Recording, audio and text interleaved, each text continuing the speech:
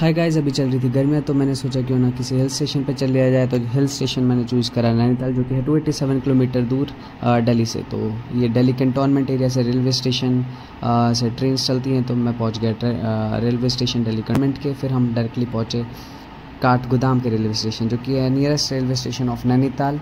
और यहाँ पे हमें बस ने ट्रेन ने 8:30 से सुबह 5:30 के बीच में पहुँचा दिया था। और काठगोदाम से बाहर निकलते के साथ ही काठगोदाम कुछ इस तरीके से दिखता है। फिर यहाँ से 100 मीटर की दूरी पर काफ़ी सारे बसेज़ और व्हीकल्स रहते हैं, जो आपको डायरेक्टली 35 किलोमीटर कवर करवाते हैं नैनीताल के लिए। आप अपनी बाइक्स और रेंट पे भी ले सकते हैं, जिनका प्राइस 600 to 1000 रुपीज़ बुलेट्स तक मिलती हैं यहाँ पे 1000 रुपीज़ की पूरे एक दिन के लिए। तो वहाँ से भी आप काठगोदाम जा सकते हो और नैनीताल जा सकते हो। फिर बीच में हमने ले ली थी चाय कॉफ़ी, क्योंकि हम गए थे कैब से, जो कि मेरे को 150 रुपये का भैया बोल रहे थे। उसके बाद 100 रुपीज़ पड़ गए थे। ये है नैनीताल का नैना लेक का माल रोड, जो कि इसके पास ही हमारे को नैना लेक मिलता है। नैना लेक के अंदर बहुत ज़्यादा अच्छा व्यू है ये वाला घूमने लायक, और यहाँ पर बोटिंग वगैरह होती है। फिर हमने अपने रूम में चल दिए।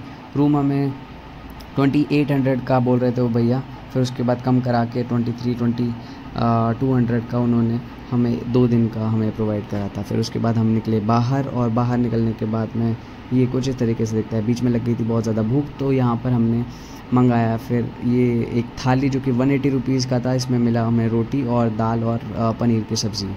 फिर इसके अलावा हमने एक आलू का पराठा भी मंगाया था, जो कि 50 रुपीज़ का ये आलू का पराठा था, जो कि ये सारा रेस्टोरेंट का एरिया माल रोड पे ही पड़ता है। और ये अचार और इनके साथ में उन्होंने पराठा दिया था। फिर उसके बाद हमने ले ली थी कैब, जो कि 1800 रुपीज़ की थी पूरा दिन के लिए, जिन्होंने बहुत सारी चीज़ें करवानी थी। तो जैसे कि सबसे पहले हमें लेके गए इको केव। यहाँ पर इको केव में बहुत ज़्यादा गुफाएँ थी, जैसे बैट्स केव था, यहाँ पर पॉर्क्यूपाइन केव था। और चट्टानें जो थी यहाँ पर देखो, आप देख सकते हो यहाँ पे बहुत ज़्यादा डिफ़िकल्टी हो रही थी लोगों को निकलने में, और चट्टानें बहुत ज़्यादा ठंडी थी टच करने पर। वैसे भी नैनीताल का मौसम जो है, वेदर जो है वो ठंडा ही सही रहता है, बट ये चट्टानें जो थी और भी बहुत ज़्यादा ठंडी थी, क्योंकि ये नीचे के एरिया में थी।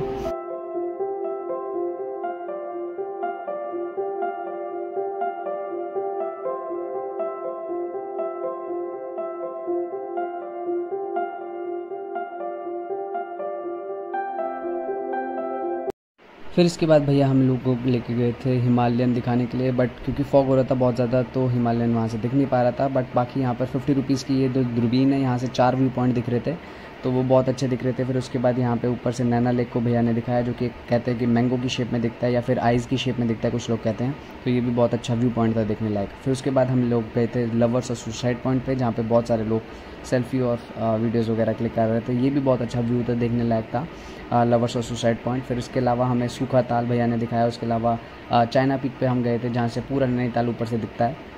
बाकी ये रात का व्यू बहुत अच्छा था नैनीताल का। अब हम वापसी लौट रहे हैं, और इसमें भैया ने बहुत ज़्यादा चीज़ें कवर कराई थी 1800 रुपये के पैकेज में। मैं अभी आपको लास्ट में बताऊँगा। और यहाँ पर देखो लास्ट में यहाँ पर जब हम लौट रहे थे, तो एक पवेलियन नाम से होटल था, जो कि बहुत ज़्यादा सुंदर दिख रहा था। यहाँ की हाई कोर्ट बहुत ज़्यादा अच्छी दिखती है, सुंदर है, काफ़ी अच्छा लुक आता है हाई कोर्ट का वहाँ बाहर से। फिर इसके बाद हम रात को घूमने चले गए थे यहाँ तिब्बतन रोड पे, और यहाँ पर चीज़ें कुछ ज़्यादा मतलब थोड़ा एक्सपेंसिव था।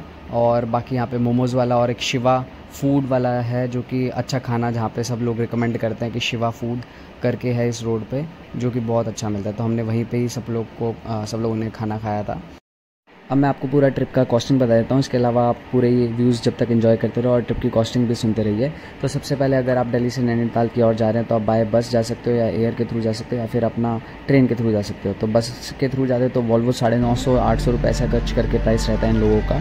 फिर इसके बाद ट्रेन का रानीखेत एक्सप्रेस चलती है दिल्ली कैंटोनमेंट रेलवे स्टेशन से लेकर काठगोदाम रेलवे स्टेशन तक, जो कि नैनीताल में है, उत्तराखंड में है। उसके अलावा आप बाय एयर जा सकते हो, तो वहाँ का किराया 1500 तक रहता है, 1500 से 2000, डिपेंडिंग अपॉन कौन सी फ़्लाइट आप चूज़ कर रहे हो एक साइड का। फिर उसके बाद जो हम गए थे ट्रेन के थ्रू में, तो ट्रेन का 200 के अराउंड में किराया पड़ रहा था। फिर उसके बाद वहाँ तक पहुँचने के बाद में आपको दोबारा से काठगोदाम से नैनीताल जाने के लिए 35 किलोमीटर का डिस्टेंस रहता है। वहाँ आप या तो बस से, या आप उधर बस से, उसके अलावा कैब से, और बाइक और बस वो भी मिल जाते हैं वहाँ पर, बुलेट्स वगैरह, जो कि 600 रुपये की बाइक और 800 रुपये की स्कूटी, 600 की स्कूटी, 800 की बाइक और 1000 रुपये का बुलेट रहता है एक दिन का किराया। और उसके अलावा फिर अगर आप कैब से जाते हो वहाँ तक 35 किलोमीटर कवर करते हो, तो वो 200 रुपये बोलते हैं, 150 भी कुछ बोलते हैं। तो आप उसके अकॉर्डिंग एडजस्ट कर सकते हो पर पर्सन के अकॉर्डिंग। फिर वहाँ जो बस है तो वो 105 रुपये में 110 रुपये में ऐसे ले जाती है काठगोदाम से नैनीताल के नैनीताल तक। फिर वहाँ पे होटल वगैरह का किराया रहता है 1500 से लेकर 3000 के बीच में, डिपेंडिंग अपॉन सीज़न। तो वो आप जितने भी रेट्स मैं आपको बताऊंगा ये सारे आप कम भी करवा सकते हो वहाँ पर जाने के बाद में। और इसके अलावा वहाँ पर जब आप ट्रैवलिंग करोगे तो वहाँ पर आपको कैब्स में घुमाने के लिए 1800, 2000, 5000 अलग अलग प्लान रहता है और अलग अलग प्लेसेस रहते हैं। जितनी ज़्यादा प्लेसेस तो मिनिमम प्लान इनका 2000 का रहता है, तो वो आप कम भी करा सकते हो। तो कम करना चाहे तो वो कर देते हैं, अगर ज़्यादा सीज़न वगैरह उनका जैसा भी रहता है तो आप कम करा सकते हो। फिर उसके अलावा जो आप घूमने फिरने का करोगे तो वो लग ही रहेगा। बाकी यही है, मोटा खर्चा ट्रैवलिंग का रहता है जो कि मैंने आपको बता दिया, और रुकने का रहता है। तो और बाकी आप ख़रीदोगे जो भी परचेजिंग वगैरह करोगे तो वो तो आप कर ही सकते हो। बाकी ऑन एन एवरेज एक पर्सन का 2 दिन का टूर जो है 5000 के अराउंड आप मान के चलो, ऐसा रहता है।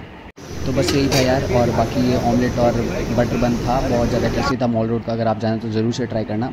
और अगर आपको वीडियो अच्छी लगे तो चैनल को ज़रूर से सब्सक्राइब कर देना। मैं बेसिकली इस पर फूड से रिलेटेड, मोटिवेशन से रिलेटेड और घूमने फिरने से रिलेटेड ये 3 चीज़ों पे वीडियो डालता हूँ। तो अगर आपको ये चीज़ें अच्छी लगती हो तो चैनल को ज़रूर से आप सब्सक्राइब कर सकते हो।